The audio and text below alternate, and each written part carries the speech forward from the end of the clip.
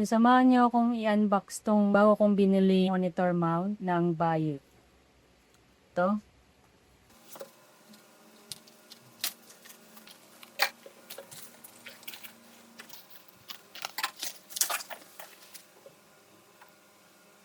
May resibo din na included, so kailangan itago to para just in case. This receipt is required when claiming warranty. So kailangan to pag mag-claim ng warranty. Ikatago natin to.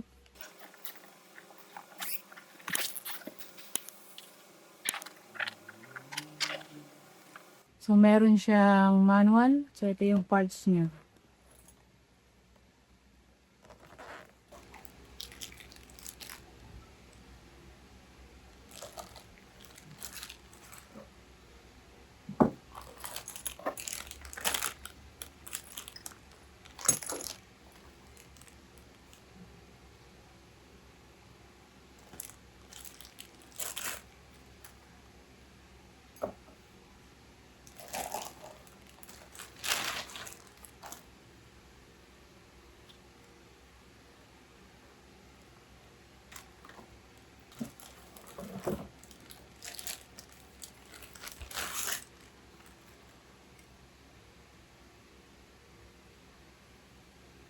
Ito, yes, ito, ganun. Ito na yung monitor mount natin na install ko na. Lamp yung pinili ko kasi ayaw kong butasan tong lamesa. Ito yung una nyo papatong.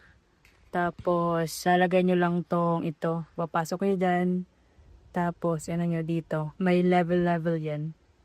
Next, after nito, is ito yung papati nyo. Madali lang naman siyang i-install. So, ito yung papasok nyo dito. Next is ito. Papasok nyo din dito. So, pag-adjust naman, kung sakaling ito is parang maluwag siya or parang umiikot siya ng kusa, higpitan nyo lang dito. Ito naman is hindi siya center. Ikutin nyo lang. So, hold nyo dito. Support. Tapos ikutin nyo to. Medyo matigas siya. Pero naiikot naman. Ayan, dito rin nagaganon siya.